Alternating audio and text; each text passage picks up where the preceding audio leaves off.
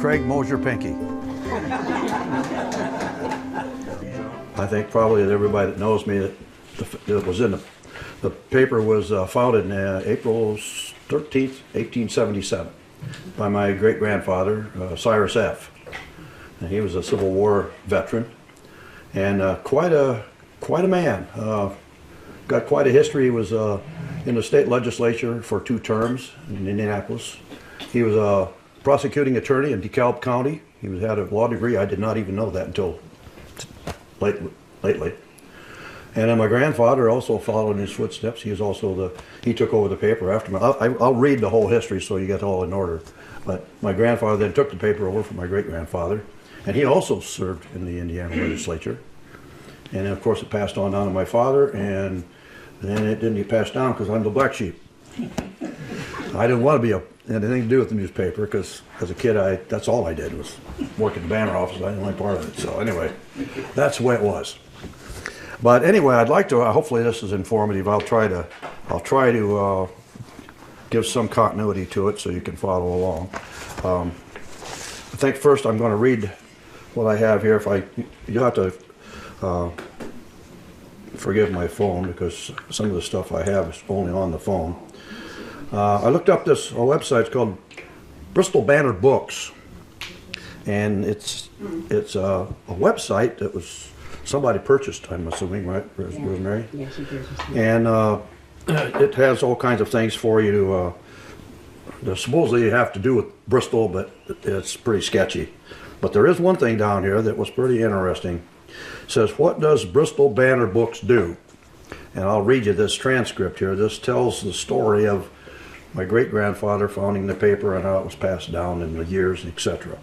It says, what does a Bristol Banner book do? And it says, Cyrus F. Mosier founded the Bristol Banner in Bristol, Indiana. He was a man of vision who realized that the occurrences of this day would be the history of tomorrow. The Bristol Banner would document events as well as provide a platform for giving his opinions about them. Thus, a weekly town newspaper was born. Presses began to roll on April 13th, 1877. It was the first newspaper in Elkhart County, and I thought that was quite interesting. Mm-hmm. Yeah. Cyrus ran the operation until, and did the editing, voiced his opinions, and delivered the latest news for 11 years. Over the next 10 years, it was leased to 3 separate parties, whom I did not realize this, who were still under the watchful eye of Cyrus. He oversaw the content and how the paper was being run by whoever he must have had for an editor. And I'm assuming this assumption fell into the same time he was serving in Indianapolis, is what I'm kind of thinking. So he couldn't be both a newspaper editor and also in the legislature at the same time. So I think that's how that all played out. The next 10 years was leased to 3 we're still under the watchful eye of Cyrus. Cyrus's opinions and ideas were so well received that despite the town of Bristol only having 600 residents, the Bristol Banner had a paid subscriber list of 2,500 people. That was considerable back then. Having practiced law and having a large following also gave him the opportunity to serve 2 terms in the Indiana State Legislature. By 1898, Cyrus' son, Horace H., my grandfather, was deemed old enough to take over the management and editing duties of the Bristol Banner. The weekly journals continued, and H.H., as he was called, also served in the Indiana State Legislature. He was an advocate for progress in his columns as well as in the legislative halls of Indianapolis. H.H. operated the paper for 50 years and raised his son to follow in the family's footsteps. Born in 1918, Horace Red F. Mosier began working at the paper as a youngster. His duties were sweeping and packing scrap metals and other necessary but mundane chores. In 1936, he began working as a linotype operator. For those who have no idea what a linotype is, it was a machine that cast lead slugs, probably 2.5 inches long, very thin, and they were type 12 point?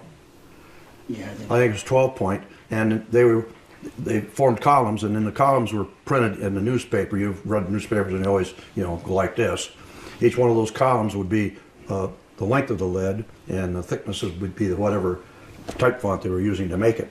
But he would take the transcript, what it would be, he'd type it into this machine. This machine had 10,000 moving parts. And to be a journeyman linotype operator, you had to be able to completely disassemble the machine and put it back into working order.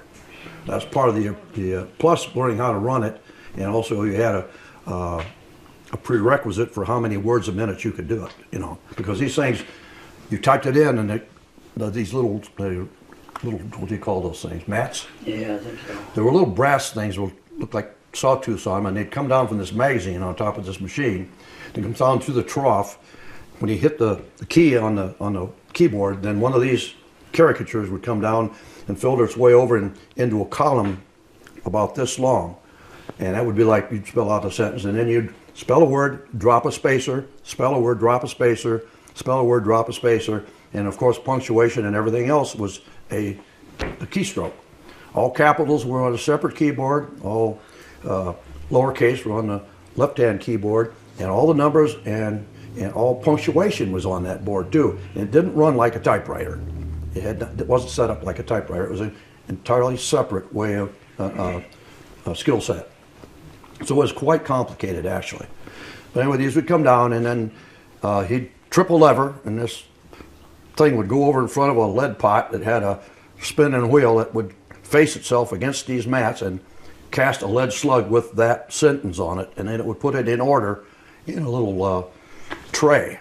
So when you're all done, it was all in order, as the way it came off the transcript. The thing about newspaper printing at the time is that everything that a printer did was upside down and backwards. He had to be able to read upside down and backwards because it had to be printed, and when it was printed, it was like a negative that would go to right side up in the way you would read it. So my dad and my grandpa and everybody that ever worked with the paper, including us, we could do that.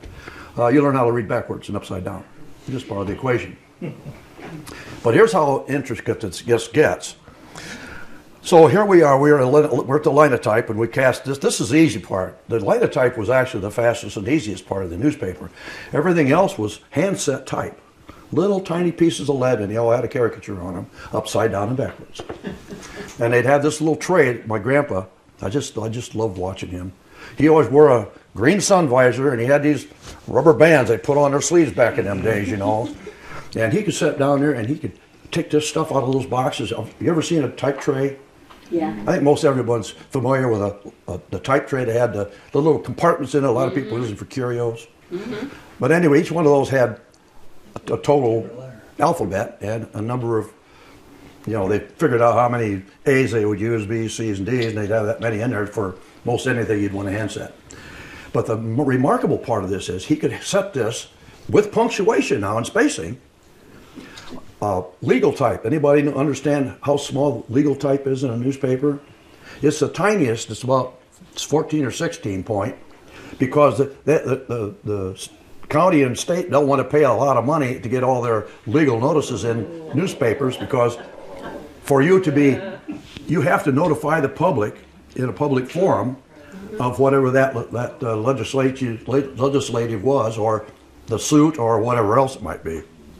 So, but my grandfather could sit there, and these things were, I mean, legals, that was where the money was, actually. But he could handset those things as fast as you watch your head. And then he got done, and they'd all be in this little tray, and they'd have to put them in this little square cast iron box, and in order, and then all spaced out and screwed down with these little clamps, and it all had to be exactly the right height, because it wouldn't print when it went through the flatbed press. So they'd have to take trial runs through the press, and if it was a little low, Dad would pick these heavy suckers up, and they'd weigh 150, 160 pounds. He'd pick them up and have to put a little piece of paper under there to get enough strike so it would print. So they'd have to run this through the machine until they got it so it printed well. And before it ever got to that, I'm going to have to back up here. Can I throw something in real quick? Oh, yeah. With the printing, the cases, because we used to do that. And how many of you know today we talk about uppercase and lowercase? Mm-hmm. Capital letters? Yeah. That's where it came from. The capital letters were on the top of the tray. The larger letters were on the bottom of the case. And they were called California job cases. And it's just stuck even today. You're right. Yeah. And all measurements in a printing shop were they had its own tape measures and own rulers. They didn't follow the inch or metric. It had to do with fonts and letter heights, and all their scales were so that they could measure the length of a column of type so it would fit in whatever space they had to put it in. So they had entirely different measuring system also. So this is quite complicated. After they set this linotype or hand set, then they put it in this little, I don't know what you'd call it, it was a hand roller. You ever seen some of the old movies where they got this leather thing and the guy's putting ink on these things, and then he puts a piece of paper in and puts down the cover and then brings down, that's called a Washington hand press. Well, anyway, each one of those fonts we were talking about are put into one of this little tray, and Grandpa would go over there and he had a roller with 2 handles on it, must have weighed 50 pounds, remember? And he put the type in there, it was type I, and then he'd put a piece of paper over it, and then he'd roll it, and then he'd proofread it.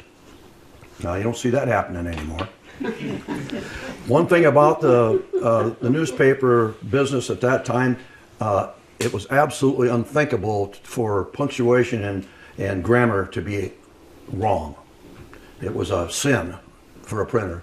So Grandpa would then take these, and they had a shorthand system. So that anything was wrong within that font, he'd just draw an arrow from it, and he'd be a little symbol telling you what was needed correcting. Spelling, grammar, punctuation, whatever. And he'd go through that whole thing, read it all over again. And then he'd make all these. And then it would go back to my dad or whoever was running the linotype, and they'd have to pick each one of those slugs out that was misrepresented, and they'd have to redo it and put it back in there.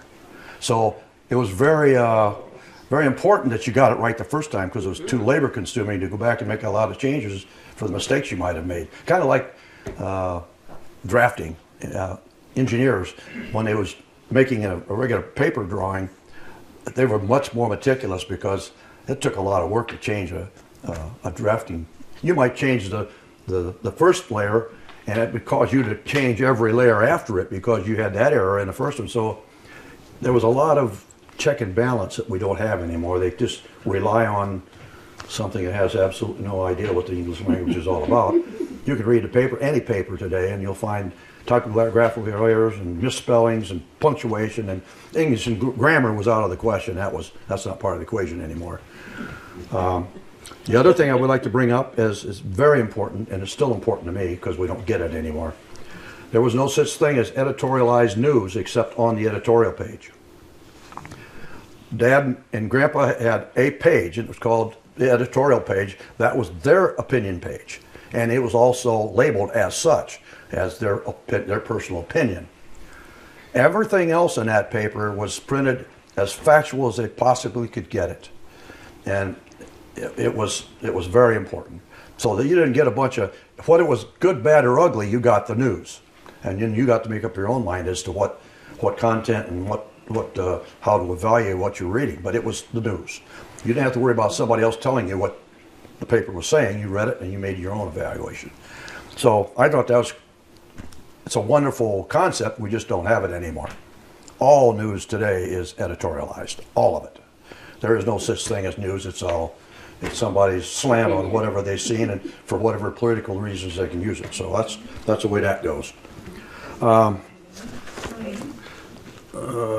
I shouldn't keep rattling without giving the opportunity. Anybody have any kind of a question that popped into their mind up to this point?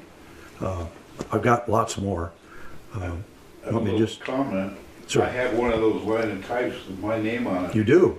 When we were Cub Scouts, You we bet. went to the Bristol Banner, and your dad made that Yep. for all the kids. Well, we used to get them, and then you put pennies in them. Remember, John? I don't know what happened to mine, but every kid that ever walked in the Banner office pretty much ended up with a slug with his name on it someplace. But Dad used to cast pennies in them. I don't know how he did it, but he'd get a penny in there too. And I got them stuffed away someplace. I just haven't bumped into them yet. But it was pretty interesting.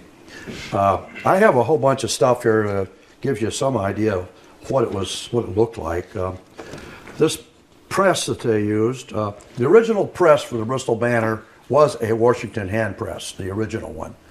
I don't know what year it I know this press that Dad ran was built in 1882. So I don't know how long they used the Washington hand press or if they had anything before that. But that's the only one I remember, and that's the only one my grandfather remembers. But I know for a fact that it was a Washington hand press, the original one. And to the best of my knowledge, and I have no physical proof of this, the original Bristol Banner building was between Hawkins, used to be, there's a barn there. What was it? You know where we used to have free movies when we were kids? That lot? It ran back to the cabin back there on the river, on the hill down at the river. There was where the hole in the wall was, and then there was a river in there. Then there was an open lot where we had free movies, and then there was Sample. The old Sample livery barn that was there, and Hawkins. Well, anyway, that area at one time had a building there, and it was a single story with a porch, kind of a porch front on it, and that was where the Banner originated at. I have absolutely no luck trying to find out when the Bristol Banner was built, the one that is now the tool shed. You know, Ed? 1915, 15? same year the town hall was built. See, Red Mosier. I would surely like to know because I can't find anything. I've looked up, I've even got the abstract for the place and I can't find it. So I'm going to send some pictures around and you can all kind of look at them. And the first one I'm going to send here is my dad, and he's kind of standing there looking at it, probably wondering, oh boy, another day, another dollar. But it kind of shows the galleys down here and the type set in them. And this big drum roll here would take the papers off a feed table and roll them across the face of the type. And then there would be this, looked like a hay rake, would pick the paper up and transport it onto a stand. And that would be the first 4 pages. And then they would have to flip them and put them back up there, reset all the galleys for the second 4 pages of the newspaper. So he had to run the paper through twice to get the whole thing. And then when we were kids, one of the things that we made money at was folded newspapers. Dad hired probably every kid that was able to, or even one to try out, fold newspapers. That was pretty much always my job. I always had to do that. John was quite good at it. Eddie used to do it. Anyway, you had to put these big pages on the table the right way, and then you had this string with a block of wood on it that you pulled over the middle of the paper. Then you'd fold it over to the left, and you'd crease it, and you'd rip it open. Now that made 8 pages right there, see? And then you'd fold it up once, you'd fold it over twice, flip and one more time, and then that was a folded newspaper. You open it up, and you'd read it like 8 pages. But you had to do every one of those. Every one of those. But we got a penny apiece. That was big bucks, boy. You got as good as you could, yeah. So how many did you do at a time? I mean, Well, it said 2,500. At one time they did 2,500, but I think we had about 800 or 900 altogether. But it took a long A time. good night would be $250 for one person. Yeah, yeah. $2.50, but in the 40s, late 40s and early 50s, that's a lot of money. That's big bucks, boy, I'll tell you. Anyway, I'm going to pass these over here. I'll start with Larry over here. He can, Well, I haven't seen it. well, you have seen it. This was I remember your dad said this was a Country Camel was the name of the press. Well, I've got the original flywheel off that thing, and there's going to make a coffee table out of it. Never got it done. The wooden one. First picture is the flatbed press that the paper was printed off of. The second one is my father sitting at a linotype with the keyboard in front of him. What year was that? Huh? What year was that? I think all these are early 50s. And then we had a job press, which was, this was an old job press because some of these early pictures of the Banner, that job press is still it's in the pictures, and so is the Camelback right over here. The press that you're talking about right there. Anyway, there's Dad at the job press. Now, the job printing was letterheads, business envelopes, business cards, etc. Almost, and that was really the bread and butter of that whole paper. But Dad hated it. He hated that. It was too repetitious for him. He liked putting the newspaper together. That was his thing. And so I ended up having to run that sucker for all the time when I was a kid. And he was right about the repetition part, but it was a finger getter. You got to be careful. It had a lever on, and if you push the lever forward, well, then it wouldn't quite close the gap, you know. So if you got one misplaced or something, you'd quick throw the lever, and then it'd open up, you'd straighten it out again, and start it, and then print them again. But every one of those had to go in there, and they were all set so that they would come out wherever you wanted them on the sheet of paper, you know, 8.5 by 11 in the middle, the letterhead on top, and you hand fed them. And of course, you could get it going as fast as you wanted. But boy, you didn't want to ever get your fingers in that thing, man. That would have been it. You wouldn't have had it anymore. So far, got them all. Anyway, here's another picture of my dad on the job press. Hanky, Yeah. explain the condition of the room when he was running the linotype. You mean Everything was yellow. pretty much? Yeah, that's from lead fumes. Yeah. Yeah. We breathe it. I grew up. That's why I'm so addled. I'm 80 years old and I'm stupid as can be because I breathed lead fumes all my life. See what happens? So anyway, I'm a little bit of a skeptic about that. I'm assuming that probably in an individual case, that's probably true, that lead is definitely a bad thing for you. But I grew up with it my whole entire life and everybody in my family. And of course, my father didn't live to be an old man. He was only 71.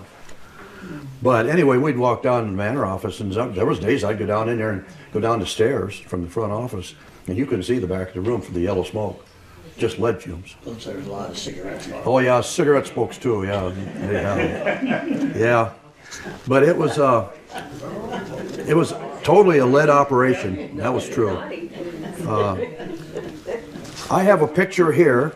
I'm fairly sure this would be the west side of the hole in the wall, or not the hole in the wall, the tool shed, excuse me. And it was a bedroom when I was a kid. They'd moved the paper from the ground floor to the basement by the time I was around. But originally it had started on the main floor, and this would have been the west end, and the first two windows over there would have been what I remember as bedroom windows facing Vistula Street. But this is my grandfather behind this jack of all trades thing, which I have no idea what that is. But it has the original job press here, and if you look back behind behind him to the right, there's a guy back here with his elbow on sitting there kind of in the picture. I don't know who he is. I'm pretty sure this gal over here is my Aunt Marie, but I'm not positive. But my grandfather is the one with the mustache right behind the jack of all trades thing here. But that is the original job press, the one I ran, and that is the original camelback press that the paper was printed off of. These had the line shaft. Yeah, this is still steam driven probably. Yeah. Oh, that's my great grandfather. He's the one that started the paper. He's also on this side, and the house over here on the right is my family home. Wade still lives in the house down here. And to the best of my knowledge, it's the oldest house in Bristol. It was built in 1834. I have a whole bunch of news articles, especially about when the paper was finally shut down. And there was some very nice things written about my father and my family. And I will send those around. And if you want to take the time to look at them, you can. Most of this stuff you can find online, actually, if you really look for it. This was printed in the Elkhart Truth, and it says ink runs through the veins of Bristol's red Mosier, and it has him standing by his great-grandfather's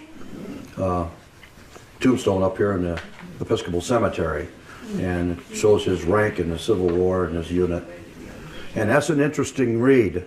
If you go out there and find the Mosier tombstone, it'll have Lieutenant Mosier on there, and it'll give his unit that he was in the Civil War. And you can look that up online. And it's contradictory. You'll have one that tells you that he was a hero, and then you'll tell one that he was not that cool. However, what I'm finding out is that my grandfather had quite an affinity for his men. He took good care of his men. He was in the Battle of the Cumberland, so it was a terrible That was down in Kentucky, and it was a horrible part of the Civil War. It really was. Very miserable conditions. And anyway, long story short, there was a story that went through our family that said that my grandfather and his men had just got through with a battle, and they were around the campfire trying to get their wind back, and he's totally exhausted, and some captain came in and ordered them back in the line, and they weren't able to do it. And I guess my grandfather told them to pretty well stick it. And the story goes that they got in a fist fight, and Grandpa knocked him through the fire. And back in that time, I know my grandfather was enlisted in the Union Army twice, okay? That's the only thing I got to go by here. But back then, they hired their officers. If you were officer material, and if you went through like a military academy, which my grandfather did, he went through Culver's. And so he had military training, and the government actually hired them to be officers over men. And he was hired. So I guess the story goes that Grandpa said, I quit before he got shot, pretty much. But there's a lot to be said about what happened down there. And I don't know if there's any relevance to that or not. That's what I heard as a kid. So, but if you go online and if you're that interested, you want to look it up, it is an interesting read. It just gives you kind of a little insight as to what these men really went through in their life, and it was not pretty. It was a horrible time. This one was printed in the Bristol Banner after he had relinquished the name to whoever purchased it. Who was the lady? Marcy somebody. Yeah, I don't remember the name of the individual. This was a Christmas edition, and it was December 16th, 1988. And it says the village printer read Mosier in the town paper. And it's a very nice article about my dad. And anyway, it'd take too long for me to read each one of these, but I'll pass them around and you can scan it if you'd like, or look at it or whatever. This is kind of an interesting little article here. If I could read it, my eyesight's pretty shot anymore, so bear with me. Apart from the economics of running a small news operation, Mosier remains enchanted with newspapers. But he takes a hard line on news policy concerning such matters as viewpoint. And he's talking about, my news education taught me that the reporters are not supposed to express opinions in their writing, Mosier commented. In a small community particularly, it is important to remain objective about news, he commented. I don't like to read reporters' personal opinions when I pick up a newspaper, but that's the liberal inclination of the media today, and that was back in 1983. What's changed? Not much, has it? But I told you the way that my family viewed the news. So your paper was the Republican version? Yes. And then Goshen was? News Democrat. Democrat. Yeah. Okay. And yeah, Elkhart Truth was whatever Elkhart Truth was. Right. And that was not disparaging. I wasn't supposed to be disparaging. So, my father actually worked for the Elkhart Truth for 19 years as a linotype operator and a makeup man. So he had to take a second job to keep the newspaper running because he never made enough money down there to keep the doors open. So Dad, well, anyway, he was a hard-working son of a gun. That's all I got to tell you. And it was all over a promise he made his father that he would at least keep the paper running for 100 years. Wow. So he kept his promise plus 6, something like that. I was 106 years old, I think, when he retired. And although a good number of small publications have folded over the years, including the Banner, Mosier is optimistic that most will survive. Well, they didn't actually. Most of them turned into like the paper, which is fine. They gave out a free newspaper and charged for advertising in that law. So they distributed over a lot of area with no cost to the advertising. And it's gone now. Yeah, but that's how the papers, the small town papers, evolved from being a weekly to being a weekly, might as well say an advertisement for business resources. Little news and a lot of advertisement. Yeah, Pink, on that line, did your dad go out and actively try to sell advertising? Oh my goodness, Fridays was advertising day. And Mom and I had to hop in that 49 Chevy and go to Goshen and Elkhart all day Friday. Got up early and he went to every store in Elkhart that subscribed, that put advertisement in the paper, and they gave him a list of what they wanted printed for their next week's sale. So he'd get that to bring back and put into the paper for promotion and stuff. Zimmy up at Zimmy's Tavern. That's where I was going. Okay. That was the best he, ad ever. he ran an ad for years that said Zimmy's Open now 7 days open a week. 7 days a week, closed Mondays. He ran That's where I was going. He ran that ad for years. Well, here's the best part of that. Every Saturday, we would check to see if he was gonna be closed Monday. My grandfather was totally humiliated by that. Zimmy and my family were very good friends. Grandpa and Zimmy were buddies. I don't know how, you can take that for whatever it's worth. But Zimmy was quite a character. But anyway, long story short, Zimmy started advertising in the Banner, and he told my grandpa, he says, well, Grandpa asked him how would you like it advertised. He says, you just use your own words, Horace, and I'll be happy with it. So Grandpa put that in. But it was an accident. And it got out and got sent out, and my grandpa was so apologetic. He went out to Zimmy's, he personally went to Zimmy's Tavern and told Zimmy he was so sorry about the misprint, and that he'd give him free advertisement for X number of weeks for the mistake he made and correct it. And Zimmy says, oh, no you won't. He says, I want it run just like that from here on out. And it was run that way forever. Forever. He was tickled to death with it. When we were kids, when they would deliver the Banner every Saturday, we'd show up at the house and we'd run out and get the Banner.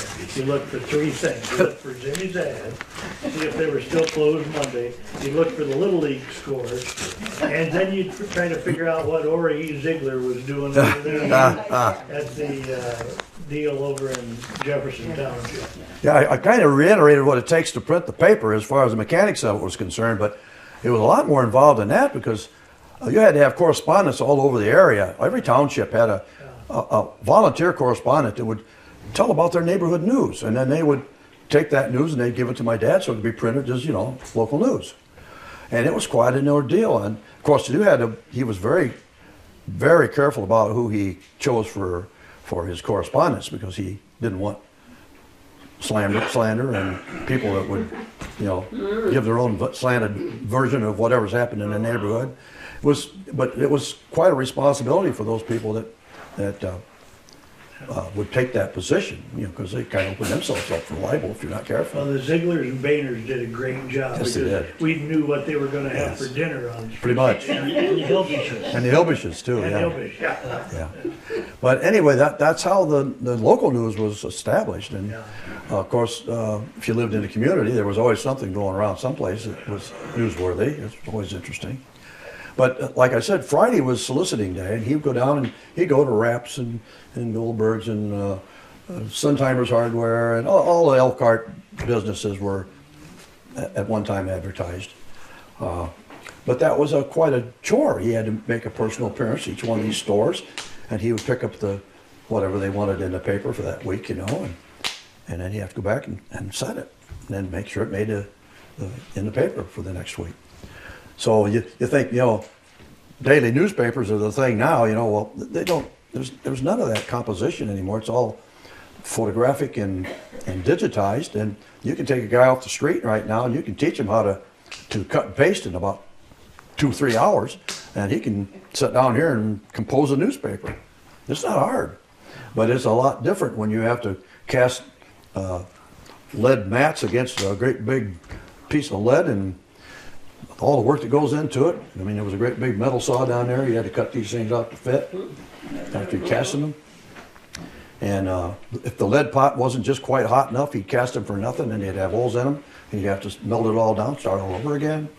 It was just a lot of work. And then all those letters from the last printing were melted down for... Oh yeah, from the linotype, yeah. Except if they were something that was archivable. He used to keep the ones that were really important. And some of them were repetitious, like Zimmy's. Zimmy's was kept. Yeah. So it'd be inserted the next week into that space. He just bought that space. So those would be kept.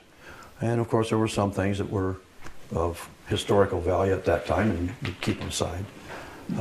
He kept a lot of the legal type because, number one, it was handset, and it had to pass inspection by the county before they'd pay him for the legal. And that was another story we won't go to.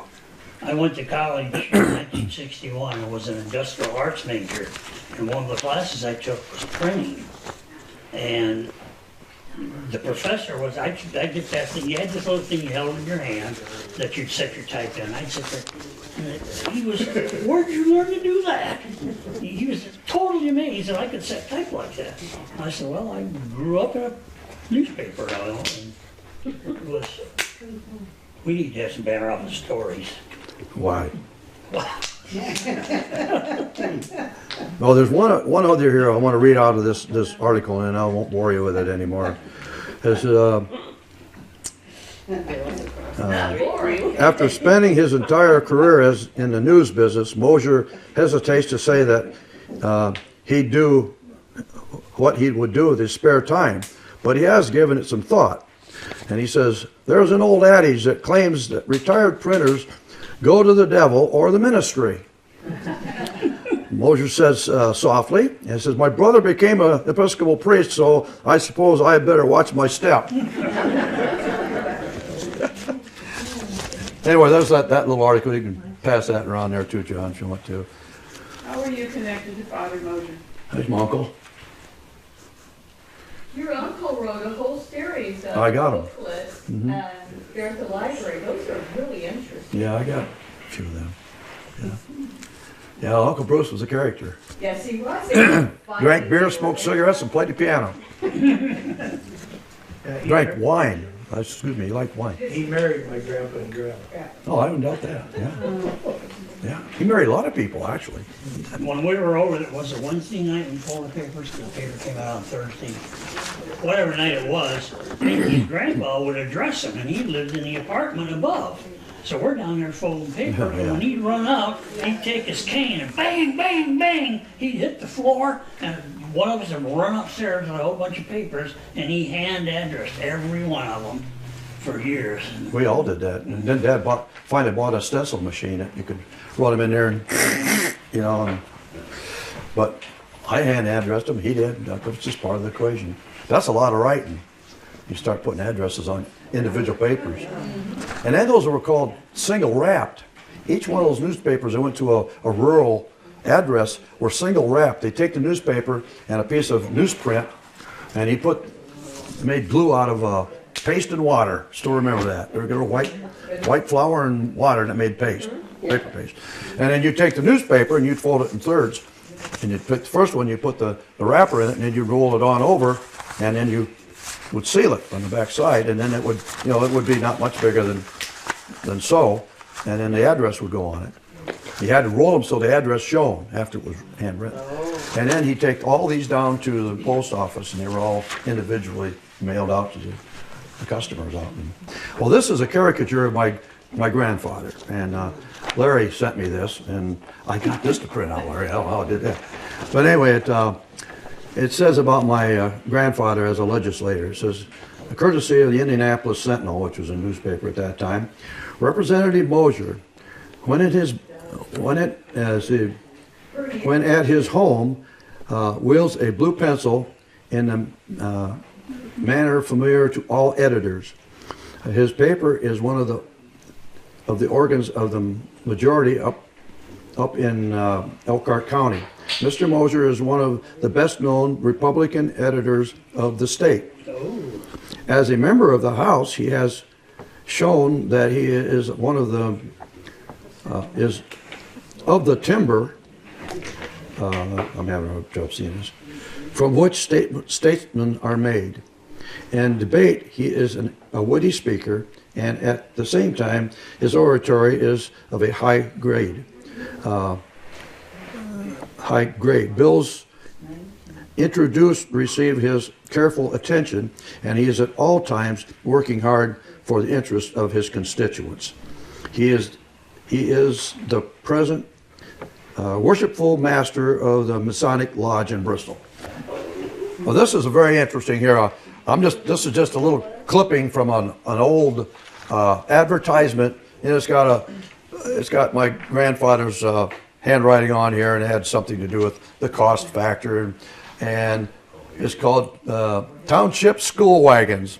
It's the Lewis and Nelville Manufacturing Company of Goshen, Indiana, and it shows a horse-drawn school bus of the era, and it's got a bill of lading on the back of it here, but I think that's worth your time to look at over there. This is a catalog from a merchant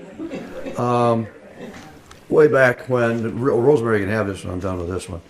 But this goes to show you the kind of advertising that was out there, and this is in 1927. It's kind of a little book, and some of the stuff was probably somebody's looking for free advertising in the banner, somebody to promote the catalog or whatever. But it just gives you an idea. It's got tires in it, it's got automotive parts and fans, and it's kind of like a hardware thing, and the cost of them, and the cost will just blow your mind. Just blow your mind. This desk that I will show, this is in the room that I was talking about earlier. Evidently, he converted this into the office, the one that had the machines in it originally with the, jack of all trade thing there, my grandpa. So by that time, they had moved the presses out of that room because there's no longer line action here. But the two front windows are still here, and these two libraries I remember as a kid, but they were in the apartment. But I own this desk, and if you'll look over here on the right-hand side, it's got the captain's chairs, of which I have two of. We still have those, and this swivel rocker, I still have that. This is a good story, and I'll make it real quick. My grandpa was in the Civil War, and he was stationed in the Cumberland in Kentucky. And I can't tell you how I found it. It's on the internet someplace. I think it has to do with his history in the war. But it had a copy of a letter that he had wrote to his wife's father, a Dr. Rowe, and a Dr. Rowe fought in the Civil War and the Spanish or the Mexican Wars. And evidently he had been stationed someplace south of Kentucky because my grandfather was kind of hoping he'd run into him. But the letter written, he says, I have yet to meet you, but he married my grandmother already, or my great-grandmother, without permission. He just married him and wanted to meet his in-law dad, So he wrote this letter and says, this isn't exactly the way I planned on breaking the news to you, but it's cold and I got nothing else to do. I'm going to write you this letter. And so he tells his father-in-law that he married his daughter, unbeknownst to him. And I don't know how that all came about, and I ain't asking. So I just know that it's true, and it's pretty cool. Okay, this is the front of the Banner building, and I got out a magnifying glass. I tried to figure out who these kids are. They could be my dad and Aunt Grace. They could be the Houts from Middlebury. I'm not sure. I do know my grandpa, and he's the one in the middle with the apron on, and I'm not sure about the rest of the people. But this is what the Banner office looked like, probably prior 40s. I'd say this is probably in the 20s or 30s, because there was an outside stairwell, you remember that ran up this side of the building, and it isn't here in this photograph. But it kind of gives you an idea what the front of the building looked like back then.